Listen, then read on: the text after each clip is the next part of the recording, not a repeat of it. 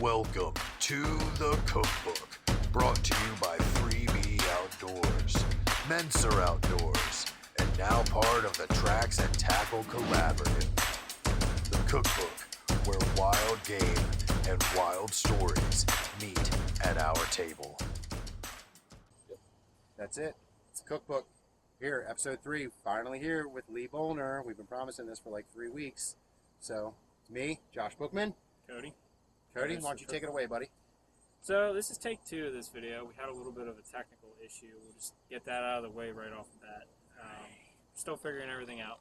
We're getting there. We're getting a little bit more high-tech as of tonight. So anyway, we got Lee Bolner, one of the founding members of 3B Outdoors. Come on in. What's up, Lee? What's going on, guys? Thanks for coming by. Yeah, man. Appreciate it. Thanks, sir. Take 2. Yep, yep. I know I'm going to get hounded about this, but... The first time was fine. We just get all the little technical issues out and we'll be good. Yeah, well, a little more than technical issues, let's just say that. All right, so, Lee, why don't you take a second and explain to everybody what we're making tonight. So tonight I am doing deer poppers, jalapeno poppers with cream cheese wrapped in bacon. The last go-around we did it with a tenderloin. This go-around we're going to be doing a deer backstrap. It's okay, that's better anyway. Yep. If you all tuned into the cookbook on Tracks and Tackle, we got into that debate about what was better, tenderloin or backstraps, and of course we're all pretty much dead even tied with that. So dead even heat. So, all right, well, give us just a couple minutes. We're going to get set up and switched around, and we'll get on to showing you guys the food. Let's get it. Prepare the food. Okay, and we are rolling. So I'm going to kind of step back and let Cody take the lead on this one. Him and Lee are starting to get to know each other a little bit. You guys have a lot of tractor stuff in common, is that right? Yep. Yeah, so we both display at a lot of the same shows. We collect old Cub Cadet garden tractors. That's cool, man. Found that out the first time we filmed this episode. Lee and I actually have quite a bit in common. I ended up running into him about a week later at the one steam show that him and I displayed at. So that was pretty cool. It was good seeing you there. Good seeing all the collection. Yeah. So, yeah, all right. Got a pretty nice setup. We're going to zoom in on this here and see what Mr. Bolner's got going on. So first what I do is just take a jalapeno, of course cut the top off, scrape the seeds out. There are some little seeds to keep some heat in there, but I scrape 90% of the seeds out because that's where most of your heat is. But like I said, cut the top off, cut them in half, and then the first thing we're going to do is just put cream cheese on everything. Your backstrap, which I've cut into little teeny pieces and marinated a little bit, and then wrap them in bacon. What do you marinate them in? So this go around, this is just a little bit of teriyaki sauce, Okay. and a little bit of garlic powder. But we're gonna put some. Last time we didn't do this, we're gonna put a little bit of garlic powder on top of it as we put it into the. Right on. The Good grill. zest. Okay. So, let's see. Cody can jump in there and help you too if you need an extra set of hands. Here's a spoon. So we're just going to fill the inside of the Yep, jalapeno up. just about a half a spoonful, and then just a good helping of cream cheese in there. That's what makes it savory when you bite into These it. things were good last time, and I mean, I have no doubt they're going to be just as delicious this time. Probably better because we're using backstrap instead of tenderloin. Sorry, I can't help myself, Lee. You're just going to keep bringing that up, don't I'm you? sorry, I can't help myself. I am surprised that we were pretty much tied the other night Yeah. on what everybody preferred. Yeah, so I actually forgot to ask John Wardrick in the last episode what he preferred. But he's going to come on again. He's pretty pumped about it. He actually got a lot of people to view it for us, so Yeah, thank you, John. yeah, it's real good. Yeah, I watched that episode actually last night after we got off. I mean, it's a good one, man. He's night before, after we got off our podcast. like I said, I call him a hillbilly Martha Stewart. Just the way that he prepares and like just everything that he gets into. You know, he's a lot like Garrett. Let me say Yes. that. So I said that in the episode. He's like a true to nature outdoorsman.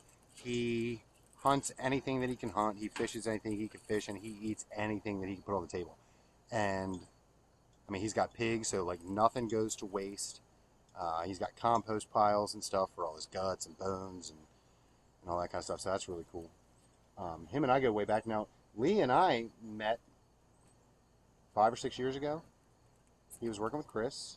Actually, We probably met longer longer ago than that, but we really started hunting together about 6 years ago. Yeah, taking these trips down to Assateague Island. down on the Eastern Shore, a place that Lee knows very well, near and dear to his heart. You grew up down there, right? Yeah, so my brother, my half brother, and my father actually had a hunting camp just outside of Ocean City in the town of Berlin, in between Berlin and Willards, if anybody is familiar with that down there. And I pretty much, my brother moved down there when I was probably 7, and I pretty much lived with him off and on through the summers. Duck hunting, deer hunting, running around Ocean City.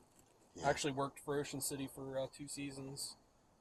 So yeah, Ocean City's like my second home. So Right on. Oh yeah, we got Easton coming outside. Easton, you want to be in the video today? Come on. you're live, buddy.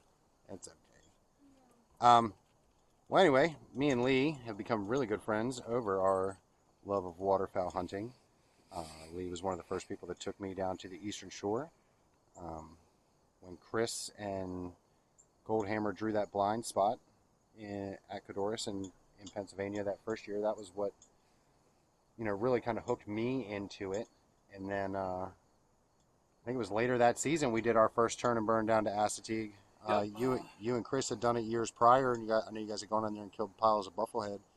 And So Chris and I started hunting down there with my father, and occasionally my brother would meet up with us. Of course, you know how Assateague is. You can only have 3 people in your hunting spot, yeah, which kind of makes it hard. You can't take big groups yeah, we're gonna unless throw you're some willing on splitting up. yeah, I'm gonna throw some pictures up of our duck hunting groups down there.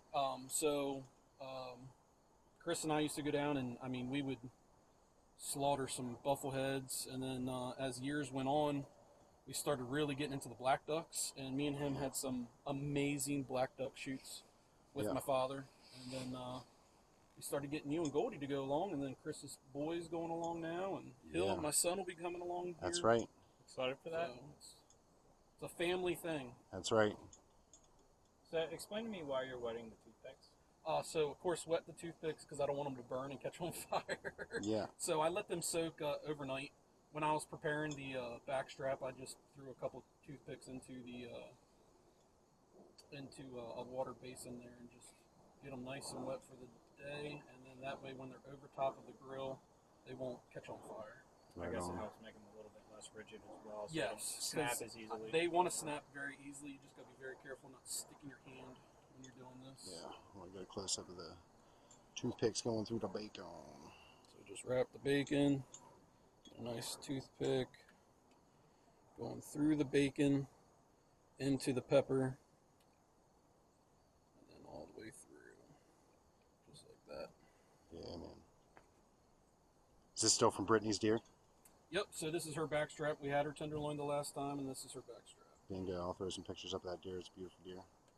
Was that her first deer? This was actually her second buck ever. Wow. She was lucky enough to shoot 2 really nice deer back to back. Where'd she end up taking it? Right there, right behind you guys. I'm gonna turn around and scope it. Look at this beautiful property that Lee has recently acquired. I grew up here, and I've always hunted here. Always had good luck. And my dad passed last year, and my wife and I and the kids moved back in here. Kind of take over the family household homestead, and I've killed many bucks right down there. And then we put that box blind up probably about 3 years ago now. Yep. Shot some does and stuff a couple years, and then 2 years ago, Brittany shot her very first buck ever, and then last year she shot her second buck. Both really nice acorns. Very You have cool. your own shooting range down there too, way Yep. down at the bottom there. That's pretty sweet. That's everybody's dream. So my father-in-law owns a excavation company. He dumped a big dump load of dirt down there, so I'm safe and we're legal to shoot down there, and that's where we sight in our guns and shoot our pistols during the springtime. We kind of stay away from it during hunting season because, of course, I want my deer to be Comfortable. around and not Yeah, you want not to get scared of me. comfortable down there. You're not good at being patient, or you're not good at staying out of there. Yeah, he Yeah. rides his four-wheeler down there all the time. Well, that's Scares my okay. deer away, but they're used to it. I'm down there. Watch me. Okay. They're down there all the time. So. So this is where you grew up hunting, huh? So I originally hunted on the Eastern Shore with, like I said, my dad and my brother. As I got older and I wasn't a junior hunter anymore and could hunt by myself, I would come home from school, would grab my muzzleloader or my rifle during those seasons and just head right down into the woods and Heck yeah. set up. And then once I started really getting into archery hunting, I actually killed my first archery buck down there. That's awesome. Probably about 11 years ago now. Brittany and I are just together. We weren't married yet. I wasn't really into the compound bow hunting scene, and I had some buddies that were big bow hunters, so I got into it. But yeah, I've been able to harvest a lot of really nice deer, and of course, does to fill the freezer too. So, what do you prefer as your method of killing? Do you prefer like a bow? Oh my gosh, listen to crossbow, that sizzle. rifle, or what's your favorite season to go out? I love archery season. Josh will probably agree with me. I love archery season because not everybody's in the woods. Everybody's a rifle hunter. Everybody is in the woods for gun season. It's much quieter. You're more up and close and personal to the animal. But it's also fun to get out and rifle hunt. I mean, that's what I cut my teeth on. That's what, yeah, most of us Easton's do. going to be shooting his first deer hopefully this year with a rifle. So Yeah, so I'm not that skilled with a bow yet. So next season I'm going to try and hit archery pretty hard. All right. I This just want year- everybody to take a note here real quick. I know we're into these deer hunting stories. He put a catch pan underneath of that because, you know, as everybody knows, bacon likes to drip. You can actually see it dripping down the back of the pan right there. Yep. So always keep a catch pan when you're going to do stuff like this or anything with bacon on a grill. Make sure And you you got something can- to catch that grease. you can do this in the smoker. You can do it in the oven in the house. You can do it however most people, tend to do it in the oven. I just like being outside, and so I prefer the grill. Yeah, for sure. So we'll get the All right. catch pan. He's going to close that up, and we're going to take a quick break and be right on back. Lee's going to tell some stories. Oh, you can see that bacon crisping up on top. Yep. Lee forgot to put the garlic powder on, so he just sprinkled it on. Just a little bit on top. It smells good already. Got distracted. Yeah. Distracted. Lee, I want to take a second, and I want to talk about probably one of the best days we had at Assateague, which I think was day one, trip one for me, when Goldhammer killed his pair of black ducks. I mean, I wasn't in the blind with him. I think you and I were actually over at this spot, at the other spot where we could see them. So Chris and Goldie were together the first, I think, the hen that he shot, and then I was with him and Daisy over at B. Oh, that's right. And I was sitting with Chris and Presley. Yep. That's exactly Yep. right. It was a beautiful. Was that November, right? It was a beautiful November morning, mid-November, just cold enough. We had a little bit of wind that morning, which was perfect, and we just had a really small black duck spread sit right off open water, but just off the marsh. He had his dog tucked in.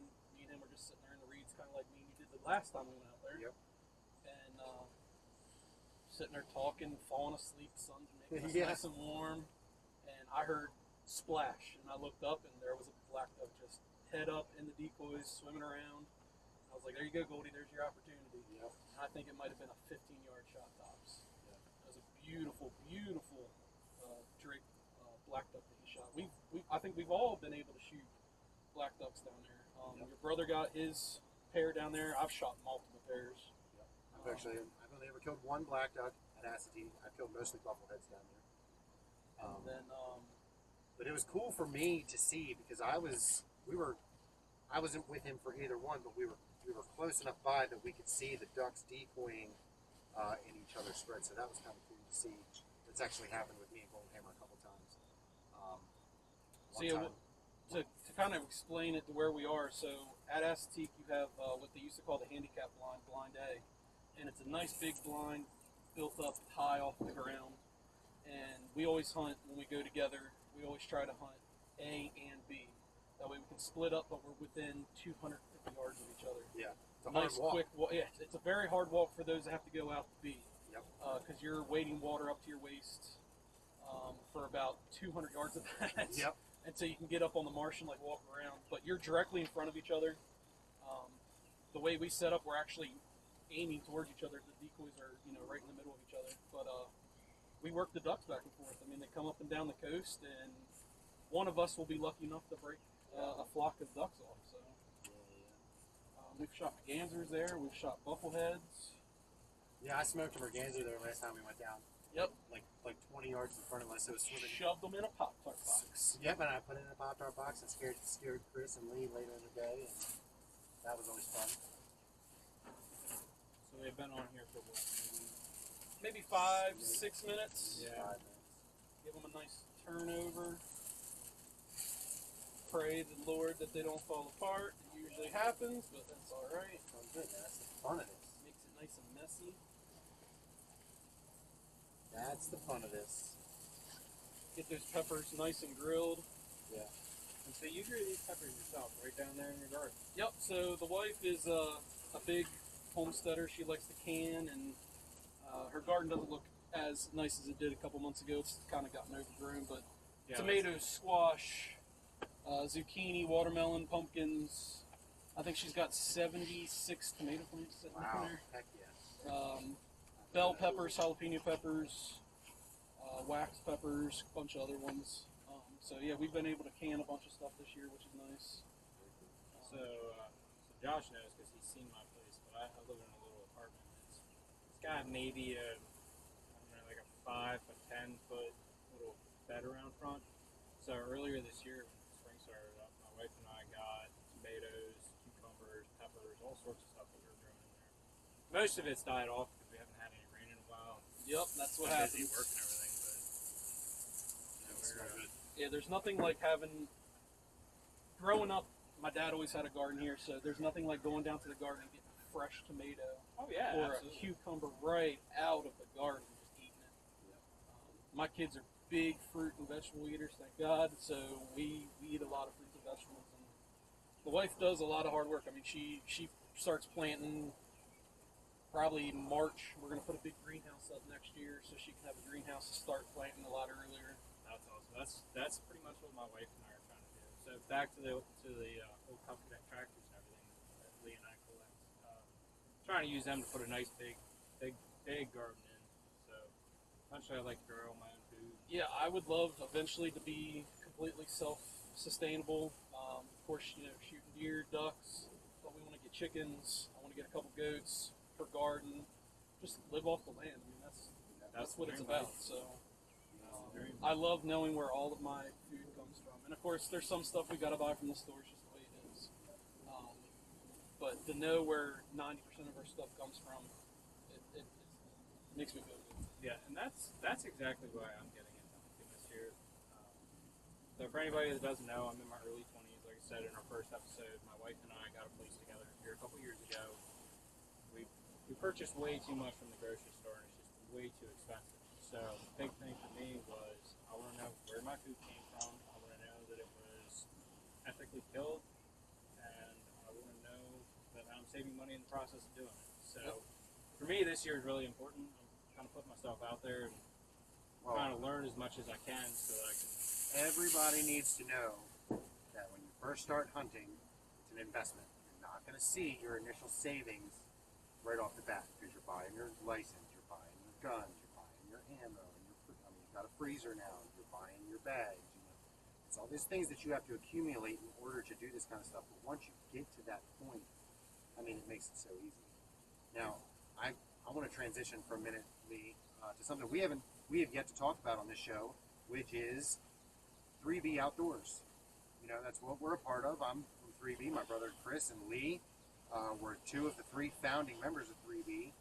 And one of the key things that 3B stands for, one of the things that we like to say is get outdoors. And what we mean by that is take your family, take your friends, take anybody that you can, and just get outside and do anything. Now we're sitting here, Easton doesn't want to be on camera, but we're sitting here with your son. You're talking about, we were talking off camera about him shooting his bow and he's shooting his rifle all the time. How pumped are you to get him in the woods? So at this point in my life, I would love to shoot. Of course, he's going to come in the camera Yeah, here a come on little bit. Come on, buddy. Turn Stand around here. and say hi. Say hi. Bingo. So, it started for me 2 years ago, getting the wife into the woods. You know, I love shooting big bucks. We all do. But for me now, it's getting other people into the woods and getting them addicted to it. So seeing her shoot her first deer a couple years ago, and then 2 great bucks. That's what it's about. I didn't harvest anything last year. A couple does. Yeah. You know, to fill the freezer, but it was more. I was more excited and more pumped to see her get out into the woods. So now that he's getting old enough, it's going to be the same thing. If I don't get anything this year, you know, we get some ducks, I shoot a doe or something, I might be lucky enough to get out for rifle season and shoot a buck or something, but to get him his first deer, get him his first duck, do exactly what my dad did when I was just a little bit older than him, that's what it's all about. And that's why Chris and I, you know, we worked together years ago, and we were like, we want to get the old hunt camp style of hunting back, because it's really not like that. Everybody's a Facebook, you know, warrior and wants to get on and post their big stuff and all that, and that's fine, but we wanted to get the camaraderie, meeting new people, networking. I mean, we've met Ron in this. I've met Cody now. Of course, we've seen each other 30 times but never knew it. Yep. You know, so getting to meet all these new people and seeing their experiences, that's where it's at, and that's what I've gotten from all this. Now, we are using social media to do a lot of these things. We're talking to these guys very publicly. Like, I love talking to Cody from Triple B. Yes. I mean, God, what a cool guy. And he's all the way down in, just west of Little Rock, Arkansas. yeah. So 16 hours from we can us. talk to him a lot. I'm going to throw these guys out there, the Winging It Waterfowl podcast. I've been talking to those guys. They're from all over the place down south. One of them's from Texas. Another guy's from Utah, I believe. I've been talking to those guys a lot. It's fun getting involved. We're talking about these old hunt camp stories, but it's because we've gotten to know each other on such a personal level. Mm-hmm. I mean, all of us, Chris, Goldie, Ron, we're all become such good friends over this thing that we love so much. That most of it's not even really on, some of it's on social media, but a lot of it is group threads. Yeah. I mean, a lot of it's group text where we're sending each other pictures, trail cam pictures, and you know, everybody just being pumped, and then we're talking about, which is my favorite part, you know, how everybody's cooking their stuff. And I just wanted to say thanks to you and Chris and Ron for kind of helping make this thing happen. You guys really pushed me. Yeah. When you brought this up, this idea, I was all about this. Yeah. This is awesome. This is fun, and I think it's a good way. Because I get to see other things, and like we talked about the other night, you know, my parents growing up, they didn't have a recipe that we cook stuff. I picked stuff up from friends. Yeah. I picked stuff up from, you know, the internet, trying to see how I wanted to make different things. You know, when I shot my first duck, I didn't know how to make it. Yeah. And a lot of people hate duck. A lot of people say duck tastes horrible because they've never had it cooked right. Right. So, and I've, you know, like Buck said the other night, I've ruined some things, Mm-hmm. but that's trials and error, and you know, you find something that you really like and you go with it. And yeah, I'm really excited that you're doing this, and you know, I'm hoping 3B and you know, tracks and tackle and all this just keeps blowing up. Yeah, man, me too. Me too. Anyway, I'm excited about killing some more ducks this year because I have a bunch of recipes I want to try for them. I need to kill some puddle ducks because I learned of a cool way to spatchcock a mallard and then slow cook it in the oven. But I want to try skin on. I want to try it so bad, but I need a duck first. And I've always heard that skin on gives it more flavor. Yeah. I've never done skin on. I've only done skin on for goose breasts, but never for duck. And more that I've read and done a little bit of research, skin on for the duck is supposed to be where it's at. So. Yeah. All right, give us a second. I think these things are about done. We're gonna get set up and get ready to eat some poppers. close-ups of the food. Gotta be careful. I'm not gonna pull a Cody and put my tablet right over the grill though. Get it all hot. Oh my gosh, look at those things. Look at the cream cheese dripping off. Mm-hmm. Crispy burger. Listen to the sizzle. Alright, we'll be back when we eat them. Now we're going to pull these things off and we're going to let them sit for a couple minutes. And even though we do that and we tell a bunch of stories, I still end up burning myself. And it's really funny, so pay attention because you're not going to want to miss it. Running around with a doe, but yeah, this year we had legit 2 sets of triplets, which is awesome. Deer population is just going through the roof. Yep, they're out there working. You got a feeder down the bottom? It's empty. I haven't been filling it lately. But they'll come down. I got a mineral spot. I got a mineral spot about the size of your truck. That's been going on for about 7 years. I just keep putting fresh mineral and salt into it. They've got it probably about a foot deep now. Wow. So they'll go hit that. They'll go get some water out of the stream, and then they head back up and they bed down back underneath the power lines. They know they're safe underneath the power lines. So because they don't get salt naturally through the vegetation and everything that they eat, you want to put down salt to draw them in. Yeah, it's just to help the herd, the health of the herd. The minerals and the salt that's in all that, it just helps their nutrients. I mean, they get it now. They won't get it once the leaves fall off and everything becomes just one big brown spot. So to keep them coming all year long, I put it out. And a lot of people that aren't allowed to bait, corn and all that stuff, they do put mineral spots out just to keep the herd healthy. A lot of your big deer farms out west and stuff will put minerals out. But they hit it, they get what they need off of it. Like I said, go get some water and hang around the area. Yeah, they don't have a care in the world. And now that he's been riding his four-wheeler for the last year and a half, they're not scared of that. They'll run up and sit right there where they're at now and not move. So have you gotten any doves yet this year?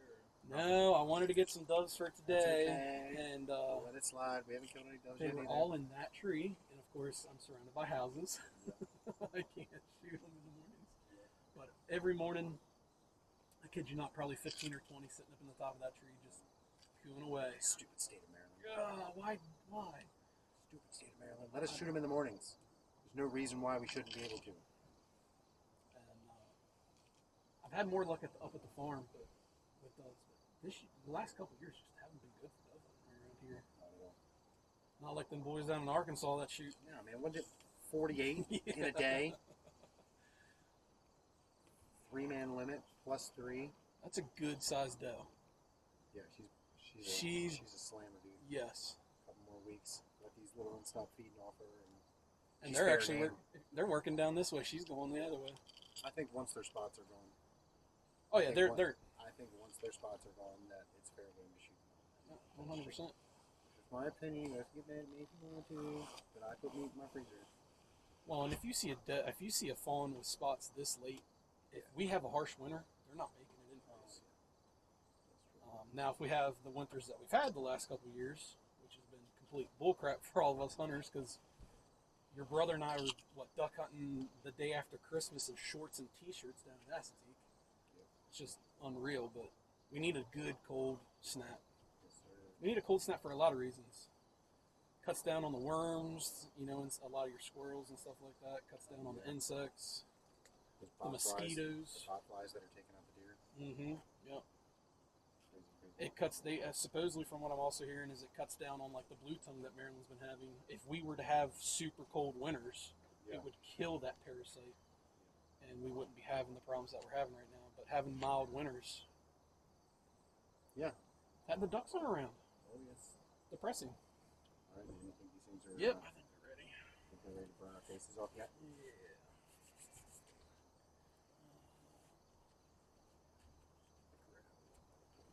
Take 2. Yep. Jalapeno poppers. Take 2 with Lee. 3B. Backstraps this time. Easily. Tenderloins Still were so hot. Tenderloins were good.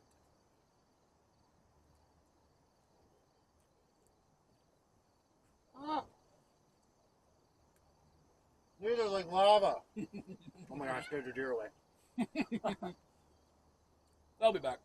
Oh my god, they're so That's good. so much though. better. Yeah, because backstrap. I was waiting for Josh to say it's the backstraps that do it. Mm-hmm. Second degree burns all over my hands. It's cool. Those are amazing though. These jalapenos have a little bit more kick than the ones we had last time, which I love. Freshly grown jalapenos are just a little bit hotter than the store-bought ones, in my opinion. I love backstrap. Oh my god, just The the way it tears backstrap's apart. just perfect. Nice medium rare. Mm-hmm. Get the crisp of the bacon and the pepper starts to get a little brown. The flavor of the bacon and the spiciness of the pepper go really good together. Let's add cream cheese and meat. I mean, you can't go wrong. I'm gonna get another one. Ah, Chris, that's 2 for 2 with jalapenos. I haven't cried or sweat yet. My brother makes fun of me because I sweat when I eat stuff that's too salty, like McDonald's fries. Dude, these are amazing. I'm so glad we came back for round 2 just because I wanted to eat them again. I was actually happy that you guys decided to come back because I will be saying I don't get to make them very often. Some people in the household don't like spice, but these things are these are great for around the campfire with friends, or got a cookout one day. Just throw them on; they're super quick. They can go right beside the hamburgers and hot dogs. Oh my goodness, man, that was great. That was absolutely great. I kind of hope I delete my video again, so I have to come back the third time. I'm just kidding. You're supplying backstrap that. That's fine. I got them. That's fine. I got them. Anyway, guys, thanks for tuning in, watching us make these jalapeno backstrap poppers. Tuning in with Lee for the second time, so that was cool. And stick around because next week I got Ron Menser of Menser Outdoors, the Arrow Eagle himself, coming on. He hasn't told me what he's going to make yet, though, so I think he's keeping that to himself. So, Cody, Lee, thank you, buddy, man. It was delicious. Tune in next time.